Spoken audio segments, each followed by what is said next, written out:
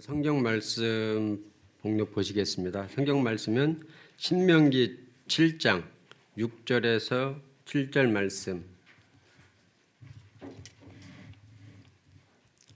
다 찾으신 줄 알고 제가 복록해 드리겠습니다. 너는 여호와 내 하나님 성민이라. 내 하나님 여호와께서 지상 만민 중에서 너를 자기 기업의 백성으로 택하셨나니 여호와께서 너희를 기뻐하시고 너희를 택하심은 너희가 다른 민족보다 수요가 많기 때문이 아니니라. 너희는 오히려 모든 민족 중에 가장 적으니라. 아멘. 할렐루야. 예, 감사드리고요. 오늘 이 말씀을 통해서 우리 사회 보신 집사님 말씀한 것처럼 연약한 자와 동행하시는 주님, 아름다운 동행 17번째가요. 어쨌든 16번째인가 그렇게 될 겁니다. 어쨌든 이 말씀을 함께 나누려고 하는데요. 자, 먼저 제가 여러분에게 질문 하나 던집니다. 몇 개 던져보려고 합니다. 세상에서 말하는 성공과 실패의 정의가 뭘까요? 세상이 말하는 성공과 실패의 정의, 마음에 한번 답을 해보시기 바랍니다. 뭐가 성공이고 뭐가 실패일까? 그렇다면 저와 여러분은 세상에 있는 것이 아니라 하나님 안에, 믿음 안에 있으니까 믿음 안에서의 성공과 실패의 정의는 어떻게 될까요? 세상이 말하는 성공과 실패의 정의, 믿음에서 말하는 성공과 실패의 정의가 뭘까? 여러분들이 그의 답을 해나가는 마음속의 답에 한 가지 더 추가해 드린다면, 바울은 우리가 잘 아는 사도 바울 있죠?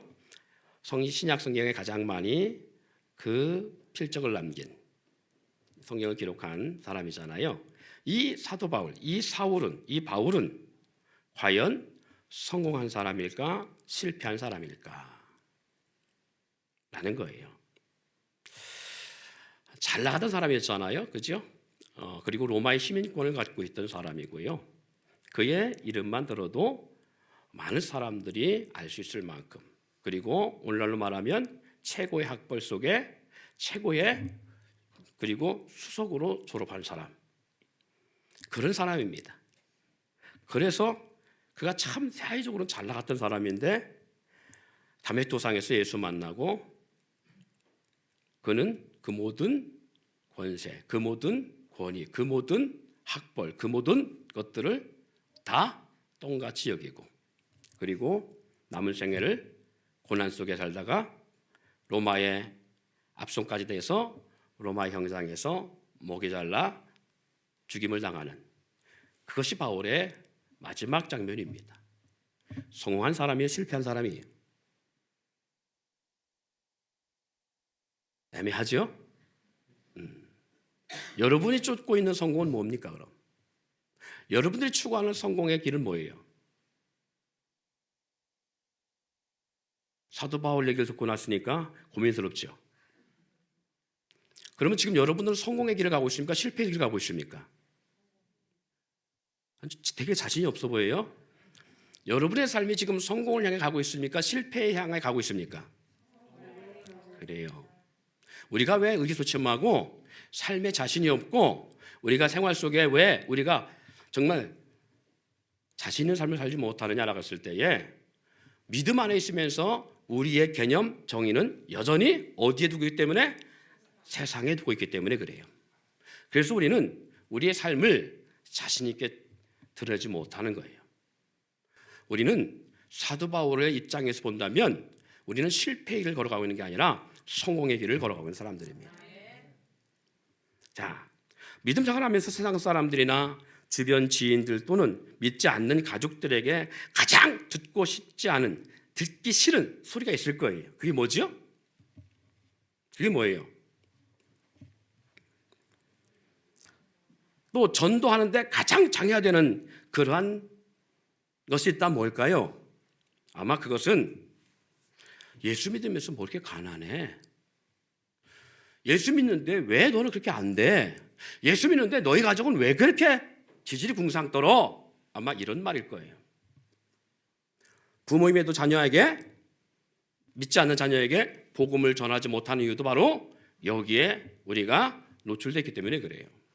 근데 왜 거기에 우리가 자신이 없느냐 하면 여전히 우리의 생각 속에 성공과 실패 거기 있기 때문에 그래요. 그렇지 않나요? 예수 믿으면 모든 것이 잘되고 번성하고 번창하고 세상 기준이 말하는 성공할 것이라고 하는 이 틀에, 그리고 이 사고에 우리가 매여 있기 때문에 그렇습니다.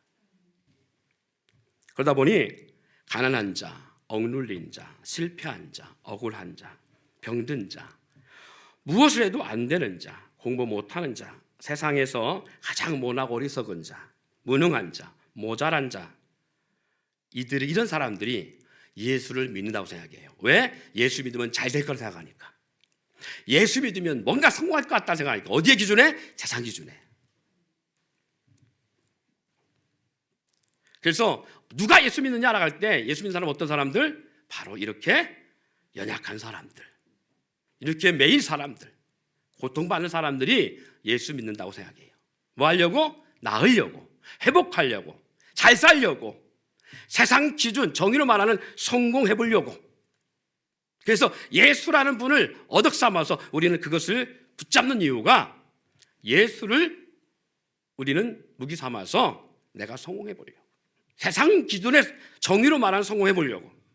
그래서 우리는 예수 믿는, 그런 사람들이 예수 믿는다고 생각해요. 어찌 보면 정말 그런 사람이 믿는 것처럼 보입니다. 그렇죠? 자, 여기에 한 달에 나는 억 단위를 번다 하시는 분 아무도 없습니다. 여기에 적어도 나는 내가 수십 명을 건드리는 그러한 회사의 CEO다, 없습니다. 우리도 빚 많지요? 돌려막기 하시는 분, 카드. 아멘 해봐요. 카드 돌려받기 하시는 분. 네, 있어요. 그죠? 네. 자, 빚 있는 분. 저 빚이 아니라, 돈이 없는 분을 빚진 사람들. 있어요. 그죠? 네. 나는 무능하다고 생각하시는 분. 있어요. 많이 있습니다. 보니까 정말 그런 사람들이 예수 믿는 것 같잖아요. 그죠? 그래서 이 말도 틀린 말이 아니긴 하지만 실적으로는 정답은 아니에요. 하지만 정말 그런 사람들이 예수 믿는다고 생각하면 그건 오해이고 오산입니다. 믿고 싶어서 믿는 것이 아니기 때문에 오해라는 거예요. 믿는 것이 선택이 나에게 있다라는 것이 지금 제가 여러분에게 말씀드린 이유예요. 자, 가난하기 때문에 잘 살기 위해서, 부자 되기 위해서 예수 믿고, 병든 사람이 낫기 위해서 예수 믿고, 매인 사람이 자유하기 위해서 예수 믿고, 공부 못하는 자녀 때문에 부모가 예수 믿는 것, 이것은 내 아들이, 내 자녀가 공부 잘하기 위해서, 세상에서 가장 못났다고 생각하는 무능한 우리가 유능해지기 위해서, 뭔가 세상의 정의를 말하는 세상 기준의 성공을 위해서, 그래서 그런 사람들이 교회를 찾아오고 예수 믿는다고 생각하면 이것이 왜 오산이냐? 믿는 기준이 누구게 있어요? 내 손에 있는 거예요. 나는 믿을 수 있고 안 믿을 수 있다라고 생각했어요. 그렇게 우리는 정의 내릴 수 있기 때문에 그렇습니다. 믿음의 선택이 나에게 있다면 반대로 믿고 싶지 않는 선택도 누구에게 있다는 거예요? 그렇지요. 그래서 우리는 교회 신앙 믿음 생활 가운데 시험이 들면 어떻게 해요? 교회를 안 나오면 안 믿을 거라고 생각하는 거예요. 교회를 안 나올 때 나는 하나님을 안 믿는다고 생각하는 거예요. 그래서 전도하다 보면 많은 사람들이 그렇게 말합니다. 저도 예전에 열심히 해봤어요. 교회 나가셨어요. 청년회장도 했었고요. 성가도 했었고요. 11조도 했었고요. 주일을 다 지켰었고요. 그런데요, 이렇게 얘기하고서 이제는 교회 안 나가, 하나님 안 믿어요. 얘기를 합니다. 믿음의 기준이 누구에 있다는 거예요? 그래요. 이게 오해요, 오산이라는 거예요. 그래서 어렵고 가난하고 힘들고 그런 사람들이 예수 믿을 거라는 생각을 우리는 한다는 겁니다. 안 믿는 사람도 그렇게 생각하고 있고 믿는 사람들도 그렇게 생각합니다. 믿음의 선택이 나에게 있다면 예수 믿는 것이 은혜와 축복이 될 수 없습니다.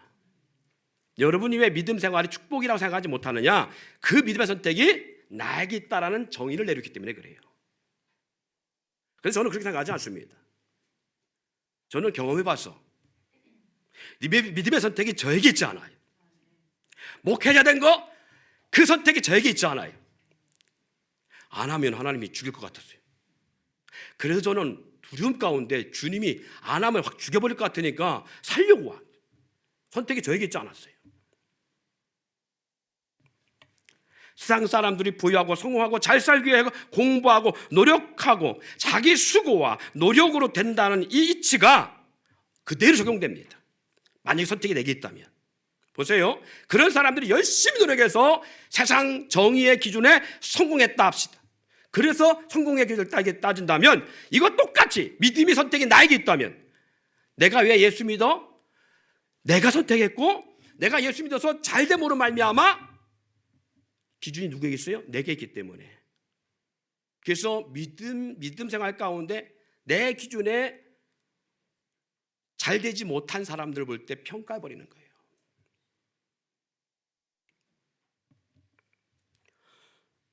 성공과 실패가 자신의 능력으로 평가되고 잘 살고 못 사는 것도 살고 죽는 것도 자녀의 문제도 자기 자신의 능력이라 보기에 자기보다 잘 나가는 사람을 부정적 모습으로 보고요, 혐오하게 되고요, 자기보다 못 살아가는 사람들, 연약한 사람들 보면 무능하게 여기고 자기 아래로 보는 갑질을 하는, 함부로 그렇게 판단하는 걸 볼 수 있어요.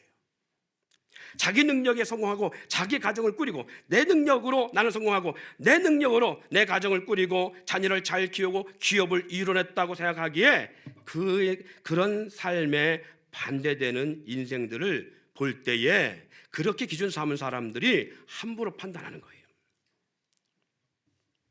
더 성공하고 출세하면 어떻게 되냐? 세상을 자기가 만들어가고 세상을 쥐락펴락할 수 있을 것이라는 착각하게 되어지고요, 결국은 자기 왕국 그리고 자기 세계를 만들어가는 삶을 살아갑니다. 마치 바벨탑을 쌓았던 고대인들의 모습처럼 지금도 이 세계의 이풀이 부자들이요, 그런 행동과 그런 계획을 가지고 살아가요.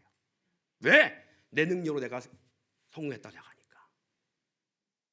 그래서 자기의 능력에 여하에 미치지 못하는 사람들을 보면 돼지, 소, 벌레같이 여기고요.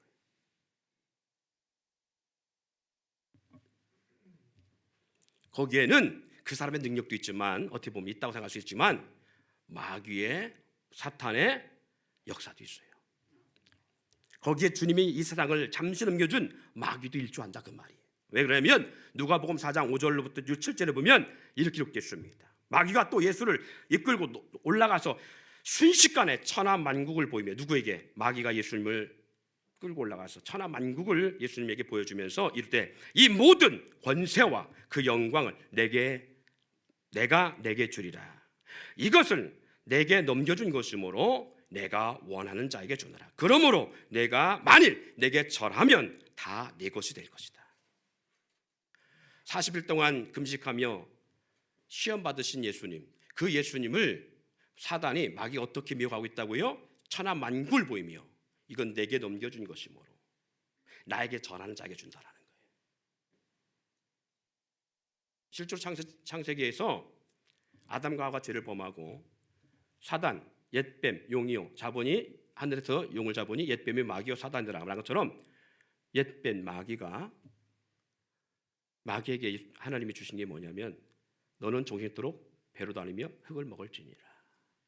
땅의 지배권을 줬어요. 그래서 사단은 이 땅의 권세를 쥐고 있던 자예요. 그래서 우리는 흔히 그런 말을 많이 하지요. 마귀에게 영혼을 파는 사람들이 성공한다고요. 맞아요. 틀린 말이 아닙니다. 우상을 숭배하는 사람들이 이 땅에 잘 돼요. 세상 정의에 말하는, 정의로 따지는 잘된 성공이라는 기준에 우상 숭배하는 사람이 훨씬 잘 됩니다. 예수 믿는 사람보다. 왜? 그 사람의 노력만 있는 것이 아니라 누구의 뒷심이에요? 마귀 뒷심이 있어요. 그래서요, 영화 한 편, 드라마든지 영화든지 노래든지 뭘 하든지 공연하는 사람 잘 보세요. 그 공연 대박 날려면 뭐가 나타나야 된다고 그래요? 귀신 보여야 된다고 하잖아요. 그건 틀린 얘기 아닙니다. 이 땅의 수많은 문화 속에는요 사탄이 어마어마하게 역사하죠. 그걸 통해서 사람들의 영혼을 오락질합니다. 우리는 근데 거기에 성공해 보려고 몸부림칩니다. 우리나라에 나오는 수많은 아이돌의 음반들 다 보세요. 우상을 숭배하는 형상의 모습이 나오지 않으면 그 음반 뜨지 못합니다. 우상 숭배하는 그런 영상이 떠야 돼요. 거기에 나와야 돼요. 그래야 그 노래가 히트쳐요. 마치 내게 절만하면 이 모든 걸 내게 주리니. 사랑하는 성도 여러분, 자기 능력 같습니까? 아니요. 그래서 사탄은 우리에게 바닷물을 먹는 것처럼, 목마를 때 바닷물을 마시면 더 갈증을 느끼는 것처럼 이 세상 땅의 것, 썩어질 것을 통하여 우리 가운데 이게 성공이야 라고 하면서 세상의 것들로 향해서 쫓아가게 만드는, 먹어도 마셔도 갈급한 것처럼 갈급하게 만드는 거예요. 여러분께서 땅 한 평 없던 사람이 소망이 땅 한 평 갖는 거라고 생각하시면 오해입니다. 한 평 취하고 나면 10평 갖고 싶고 하고요, 10평 취하면 100평 갖고 싶은 게 사람의 욕심이에요. 차가 없는 사람은 나는 마티즈를 한다니 한 차인데 중고차 썩음썩음한 거라도 있으면 좋겠다. 차 가져보십시오. 마티즈 한 그 썩음썩음한 차로 만족할 수 있는지. 아니요. 어디까지 가느냐? 롤스로이스 그 이상까지 갈 수 있습니다. 롤스로이스 탔습니다. 제가 그걸 구입했다 합시다. 거기서 끝나지 않습니다. 이왕이면 최첨단 디지털로 장식되어진, 그냥 운전하지 않아도 갈 수 있는 그런 시스템으로 장착된 차, 여기 끝나지 않습니다. 이게 사탄이 우리에게 주는 목마름의 갈증들이에요. 그래서 제가 말씀드리는 거예요. 예수 믿는 것이 세상의 정의로 말하는 성공이라는 것을 위해서 믿는다고 생각한다면 착각이다. 왜? 믿음이 자기 기준에 있으면, 믿음 안에서 만약에 내가 잘됐다 하면 믿음 안에서 안 된 사람 보면 평가절하 해보거든요. 믿음 안에서 성공이라는 것이 안 된 사람 볼 때 평가절하 해볼 수도 있고요, 나보다 훨씬 더 잘된 사람 봤을 때, 믿음 안에서 잘된 사람 봤을 때 그 사람은 뭐가 있어, 꼼수가 있어, 이렇게 받아들이기 때문에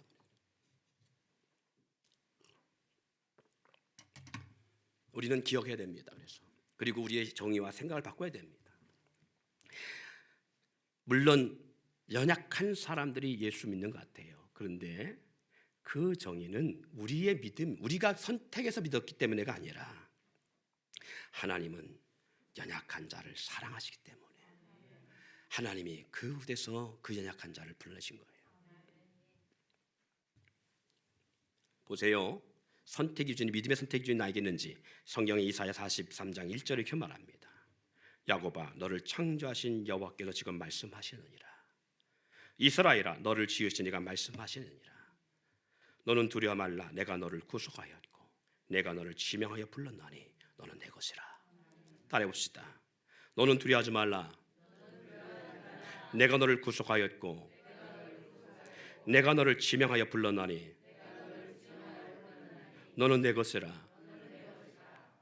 믿음의 선택 기준이 나에게 있어요? 하나님께 있어요? 하나님께 있어요. 하나님이 부르셨기 때문에 내가 믿는 거예요. 내 삶 환경이 어렵고 삶이 어렵고 죽음의 문턱 앞에 있었고 병이 들어왔고 살아날 수 방법 없고 의사도 포기했고 의술도 포기했기 때문에 그래서 예수 믿으면 혹시 나을까? 그래서 우리가 믿은 것이 아니라 그런 가운데 고통하고 있는 나를 하나님 부르신 거예요. 그래서 믿게 된 거예요. 기준이 나에게 있으면 내가 나았을 때 예수 믿어서 나은 사람 보고 못 나은 사람 보면 평가하게 되어진다. 나을 수도 있고 안 나을 수도 있어요. 여러분, 예수 믿는 사람들이 기도하면 병든 게 다 낫다고 믿습니까? 안 날 수도 있어요. 하나님의 선택권, 하나님의 역사 의지예요. 우리에게 그 결론이 있는 게 아니에요. 우리가 잘 알지만 사도 바울이 병을 앓고 있었어요. 낫기를 위해 기도를 몇 번씩 했어요. 그런데 하나님 뭐라고 말씀하셨다고요? 주님은 내 은혜가 내가 족하다. 만약 그것을 나왔다면 교만해질까 봐. 보세요. 능력을 행했어요. 사도 바울의 앞치마만 가지고 가서 병든 자들 앞에 이렇게 해도요, 벌떡벌떡 일어나는 역사가 일어났었어요. 근데 자기의 몸에 병 하나를 고치지 못했어요. 치유의 능력이 누구에게 있다고요? 사도 바울에 있는 것이 아니라 주께 있는 거예요. 그러면 생각해 봅시다. 여러분의 능력으로 병든 자를 위해 기도하면 나아요? 아니요. 그냥 고치기도 하고 고치도 않고 내 능력이 아니에요. 주님이에요. 우리는 예수 이름으로 기도할 뿐이에요. 궁일함과 불쌍한 마음을 가지고 예수 이름으로 기도할 뿐이에요. 저도 예전에 그렇게 착각했으니까. 성도들이 혹시 아파갖고 목사님 기도해주세요 그러면 안 나면 어떡할까? 제가 걱정했다니. 내가 기준이 아니거든요. 주님이시거든요. 우리는 대리권을 갖고 있는 자들이에요. 그러니까 여러분 마음 놓고 기도해 주세요. 마음 놓고 중보 기도해 주세요. 왜? 그의 응답은 누가 하신다? 하나님이 하신다.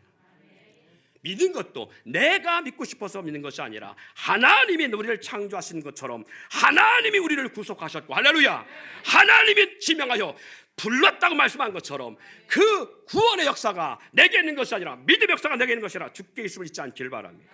에베소 1장 4절 5절에 곧 창세전 그리스도 안에서 우리를 택하사, 할렐루야, 곧 창세전에 그리스도 안에서 우리를 택하사 우리로 그 사랑 안에 그 앞에 거룩하고 흠이 없게 하시려고 그 기쁘신 뜻대로 우리를 예정하사 예수 그리스도로 말미암아 자기 아들들이 되게 하셨느니라.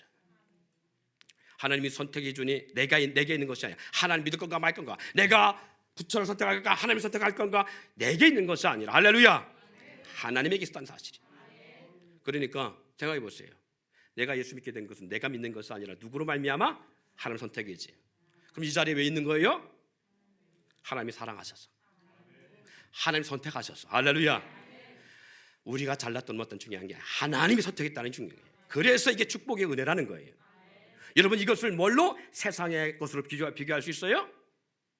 하나님의 선택에서 내가 하나님의 자녀가 된 것, 하나님의 선택에서 내가 구원받게 된 것, 하나님의 선택에서 내가 그리스도의 몸된 지체가 됐다는 것, 이것이 얼마나 큰 은혜예요.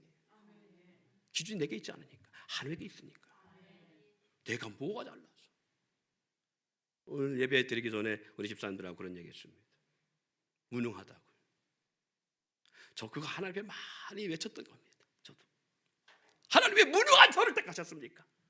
전도도 제대로 못하고 말도 제대로 못하는 저를 하나님 택해. 찬양 잘하는 사람이 얼마나 많고 설교 잘하는 유능한 말에 정말 유창해하는 사람이 얼마나 많습니까? 왜 하필이면 접니까? 하고 하나님 따진 적도 많았어요. 볼 때 제가 제 자신이 가장 무능한 것 같아요. 근데 하나님이 왜 납니까? 그래요. 무능한 것 때문에. 능력이 없어서 하나님 선택하신 거예요. 그러면 여러분 이 말씀을 그대로 삶에 적용시킨다면, 그리고 믿음에 적용시킨다면, 내 무능한 것이 유능한 것보다 낫어요, 못 낫어요? 내가 유능했으면, 제 멋과 제 잘난만 살았으면 하나님을 선택하지 않을 수도 있어요. 아니, 창세전에서 우리를 이미 선택하신 것처럼, 창세전부터 우리를 이미 계획하신 것처럼 하나님은 우리를 창조하시고 언제 부르셨느냐? 세상에서 참패했을 때, 세상에서 가장 무능하다고 우리가 느끼고 힘들어할 때, 마치 사마리아 수가성 여인이 삶의 모든 패배를 가슴에 안고 사람들 앞에 보여질까 봐 두려워서 아무도 다니지 않는 한낮에 야곱의 우물가로 물을 길러오는 그 현장 같이 하나님은 처참하게 망가지고 처참하게 인생에 패배한 그 사람을 주님은 기다리고 있다가 그 환경에 꼬꾸라져 있는 그 인생을 찾아오셔서 부르시는 거예요. 우리가 하나님 앞에 사랑과 긍휼함을 입은 것은 세상 가운데 가장 연약하기 때문에 부르신 거예요. 하나님이 이스라엘 선민을, 이 민족들을 왜 부르셨다고요? 세상 어느 민족보다 가장 적었을 때. 그래서 은혜예요. 이것처럼 큰 은혜였어요. 세상 사람들 직장이든 어디든 이 세상은 선택 기준이 어디 있느냐?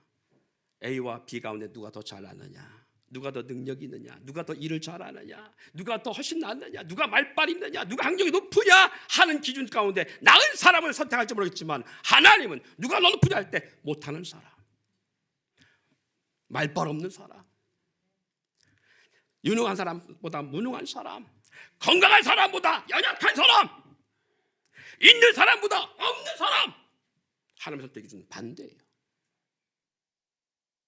그래서 우리는 그 연약함 때문에, 그 연약함이라는 모습 때문에 하나님의 손에 붙잡힌 바 되는 일을 얻었다는 사실입니다. 그러기에 우리는 자랑할 것이 아무것도 없어요. 우리는 우리를 내세울 게 아무것도 없어요. 그저 그 은혜에 감사하고 찬양하며 영광 돌릴 뿐이에요. 예수 믿어서 안 됐다고요? 아니요. 예수 믿어서 안 된 게 아니라 아직도 못 깨닫고 있는데, 원래 안 된 네 인생을, 원래 망가진 인생을, 원래 영원한 저주와 심판받을 네 인생을, 원래 죄악 가운데 사망에 매여서 마귀의 종된 우리들을 하나님은 선택하셨어요.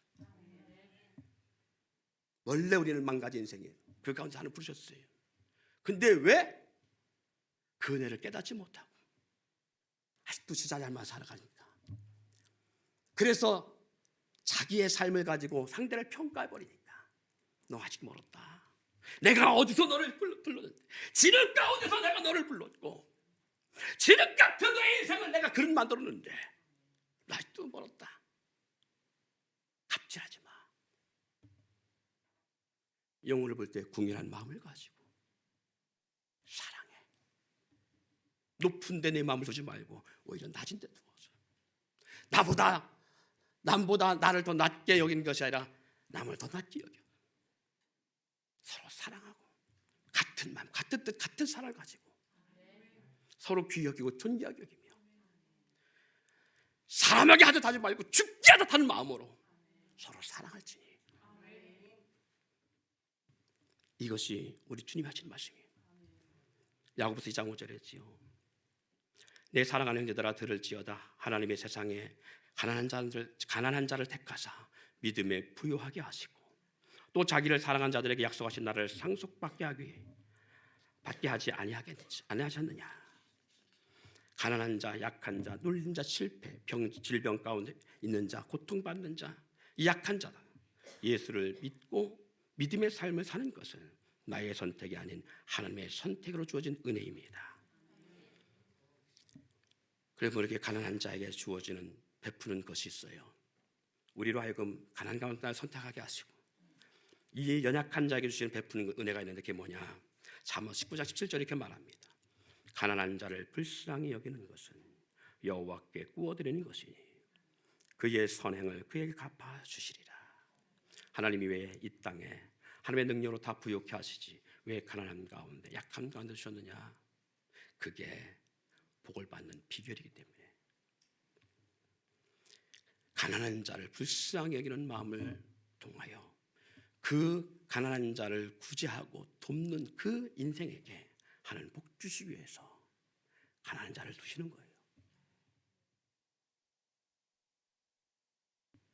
잠언서 14장 31절에 가난한 사람을 학대하는 자는 그를 지으신 이를 멸시하는 자요, 궁핍한 사람을 불쌍히 여기는 자는 주를 공경하는 자니라. 능력이 내게 있을 때는 절대 이 말씀대로 살지 못합니다. 그런데 능력이 주께 있다라고 인정하고 나의 무능을 인정하고 하나님의 은혜 아니면 내가 살아갈 수 없음을 인정하는 사람들은 가난할 때는 부유한 자를 욕하지 아니하고, 가난할 때는 하나님을 바라볼 줄 알며, 그 가난을 벗어나서 부유하게 되어지더라도 그 사람은 그 부유함으로 말미암아 자기보다 못한 사람을 평가하거나 갑질하는 것이 아니라 내 가난할 때를 생각해서 궁일한 마음을 가지고 그들을 돕고 섬기는 삶을 살아갈 수밖에 없습니다. 잠언서 22장 9절에 선한 눈을 가진 자는 복을 받으리니 이는 양식을 가난한 자에게 주민이라. 왜 서로 구제해야 되느냐? 바로 복이 그 안에 있기 때문에 그래요. 세상에 가난한 자를 주시고 약한 자를 주신 이유가 바로 거기에 있어요. 갑질하라고 준 것이 아니라 그들을 섬기고 베풀 구지를 통하여 복받게 하기 위해서. 가난한 자와 부한 자가 함께 살거니와 그 모두를 지으신 이는 여호와시니라. 할렐루야. 있다고 난치하라고 준 것이 둔 게 아니에요. 불쌍히 여기라고 준 거예요. 가난하다고 낙심하라고 가난한 자로 만든 게 아니에요. 있는 자의 주머니를 복되게 하기 위해 주신 거예요. 그래서 이스라엘 거지들은 목이 곧습니다. 당당하게 굽니다. 당당하게 웃습니다. 나에게 줘야 네가 복을 받아. 이런 식으로. 여러분이 가난하다고 생각하면 낙심하지 마시고 여러분을 선대하는 자가 복받는다는 사실 잊지 않길 바랍니다. 여러분이 있다고 생각할 때는 자만과 교만하지 마시고 내 삶이 어떻게 해야 더 복을 받을까 생각해서 약한 자에게 구워주는 사람이 되어 하나님께 구워드리는 인생이 되길 바랍니다.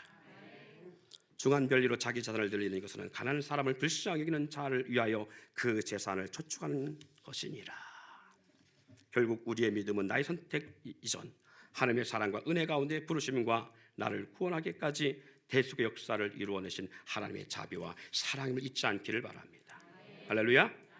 그래서 우리가 성경 한 절만 우리 같이 보고 오늘 말씀을 마치려 합니다. 고린도 전서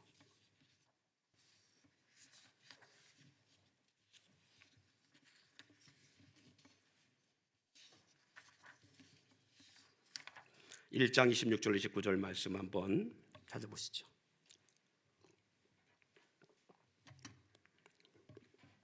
고린도전서 1장 26절 29절 같이 한번 읽습니다. 시작. 형제들아 너희 부르심을 보라. 육체를 따라 지혜로운 자가 많지 아니하며 능한 자가 많지 아니하며 문벌 좋은 자가 많지 아니하며 그러나 하나님께서 세상에 미련한 것들을 택하사 지혜 있는 자들을 부끄럽게 하시고 세상에 약한 것들을 택하사 강한 것들을 부끄럽게 하려 하시며 하나님께서 세상에 전한 것들과 멸시받는 것들 없는 것들을 택하사 있는 것들을 폐하려 하시며 이는 아무 육체도 하나님 앞에서 자랑하지 못하게 하려 하십니다. 우리가 세상 것으로 자랑할 것이 있다고요? 없습니다. 누구의 은혜요? 하나님의 은혜입니다. 오늘 우리가 건강하게 사는 것 하나님의 은혜입니다. 내 자녀들이 한 울타리 안에 거하고 있는 것 하나님의 은혜입니다. 할렐루야. 나는 이렇게 가족을 꾸리고 사는데 왜 당신은 가족들이 다 흩어져 있어? 평가하지 마세요. 모아주시는 것도 하나님이시고 흩으시는 분도 하나님이시고 취할 때가 있는가 하면 취한 것을 버릴 때가 있다고 했어요. 그래서 오늘 우리가 하루 살 때 오늘을 불행하다 생각하지 마세요. 그리고 오늘을 최고로 행복한 날이 될 수 있도록 그렇게 사세요. 여러분이 남은 생애 가운데 오늘이 가장 늙은 날일까요? 가장 젊은 날일까요? 그렇다면 오늘이 가장 예쁜 날일까요? 가장 미운 날일까요? 그렇다면 가장 멋있는 날일까요? 가장 못난 날일까요? 가장 멋있는 날입니다. 최고의 날입니다. 그러면 가장 젊을 때에 가장 건강한 나이를 갖고 있는 오늘 우리는 그걸 즐길 줄 알고 누릴 줄 알아야 돼요. 오늘 주어진 일 지겹지요. 제가 살아오면서 계속 리바이벌 됐던 것들이 그런 거지. 오늘 또 왜냐하면 저는 질리는 걸 참 빨리 해요. 그래서 같은 길을 3번 못 가요. 같은 길을 3번 가잖아요. 질려요 벌써. 그래서 다른 길을 가야 돼. 그러니까 같은 상황이 몇 번 만나면 막 저는 그거에 대해서 막 못 견뎌할 만큼 질려요. 그래서 가만히 제가 저자식 목회하며 돌아보니까 3개월에 한 번씩은 현수막을 바꾸든지 3년에 한 번 이사했더라고 교회가. 얼마나 제가 한 곳에 머무는 걸 싫어했으면 그러겠어요. 우리 교회가 뭔가 변화가 없다. 그럼 뭔가 빨리 변화를 줘야 되는 거야. 그렇게 살았대요. 그런데 뭘 몰랐느냐 하면 그 순간을 주신 하나님의 은혜를 모르는 거예요. 내가 뭘 바꿔보려고 했던 거예요. 저도 아니요. 내가 언제까지 차량 운행해야 돼? 내가 언제까지 이 뒷바라지 해야 돼? 내가 언제까지 꼬복 노릇해야 돼? 내가 언제까지 이 일을 계속해야 돼? 오늘 이렇게 힘든 일을 난 빨리 벗어났으면 좋겠다 할 수 있어요. 그런데 지나고 나잖아요. 그리워집니다. 대전에 사역하다가 서울 가서 사역을 하는데 와, 서울은 생지옥 같더라고요. 도로도 모르겠고 진짜 대전 내려오고 싶은 막 그 고향 가고 싶은 열망함에 막 결국 6개월도 못 있다 내려왔어요. 근데 내려오고 나니까 서울이 그립디다 또. 그러면 그 6개월 동안에 그 즐겼어야 되잖아. 왜 이렇게 내려오고 싶었냐고. 그러면 내려왔으면 또 여기는 즐겨야 되잖아. 또 서울 가고 싶어하는 거예요. 꼭 공부 못하는 사람들의 방법이잖아요. 그렇죠? 공부 못하는 사람 특징이 뭐냐면 놀면서 공부 생각하고 공부하면 놀 생각하고 이러니까 안 되는 거예요. 그래서 제가 요즘 우리 자녀들 주변 사람 많이 쓰는 말이 있습니다. 즐겨라. 파도가 겁내지 말고 파도가 치면 파도를 즐기고 파도가 없으면 없다고 재미없다 하지 말고 파도 없는 바다를 즐겨라. 현재를 즐길 줄 알아야 내일도 즐길 줄 알고 그것이 쌓이면 행복의 과거가 될 수 있는 거예요. 할렐루야. 그렇다면 우리 형제 자매 모여서 그리스도 안에서 한 공동체 됐다면 여러분 아이고 저 사람 20년 봤어. 오늘 또 저 얘기 안 해. 하여튼 간증만 꺼내면 저 얘기 안 해. 이렇게 그 사람을 평가하지 마시고 오늘 새로 듣는 것처럼 은혜 됩니다. 너무 은혜 됩니다. 저도 잘 못하지만 우리 이래야 된다고요. 네? 어느 순간 그 사람이 이별하갔을 때 내가 좀 더 잘할 걸, 내가 좀 더 선대할 걸, 내가 좀 더 사랑할 걸 반드시 후회합니다. 여러분 부부도 똑같습니다. 살아가면서 한 집안에서 부부로 가족으로 살아갈 때 우리가 후회하는 삶은 뭐냐? 오늘을 지겨워 생각하고 현재 내 남편 내 아내를 복되다 생각하지 않으니까. 그런데 사별이든 이별이든 언젠가 떠나게 되면 제일 후회한 사람들은 그 사람들이에요. 오늘을 서로 사랑하고 귀히 여길 줄 알아야 언젠가 헤어졌을 때 애틋하게 느껴지고 주님 앞에 섰을 때 그래도 볼 낯이 있는 거예요. 할렐루야. 귀히 여기십시오. 소중한 자들입니다. 하나님이 선택하신 하나님의 사람입니다. 내 것이 아닙니다. 주님의 것입니다. 내 인생 아닙니다. 주님이 주님 것 삼으신 인생입니다. 내 인생이라고 내가 함부로 살지 마십시오. 주님의 것이요 주님의 전입니다. 그러기에 나를 가꿀 줄 아세요. 왜? 나는 내 몸이 아니라 주님의 성령이 하신 전이기 때문에. 열을 보는 순간에 안 믿는 사람들이 볼 때 참 지질이 구색맞게 보이고 패배한 자 같고 실패한 자 같이 보이면 세상 사람들의 기준은 성공의 기준을 외모로 보는데 그 외모로 보여진 사람 앞에 패잔병같이 보이면 어찌 그 사람들이 하나님을 기대할 수 있겠습니까? 하나님 기대하지 못 삽니다. 우리는 오늘 죽어도 잘난 사람처럼 살아야 돼요.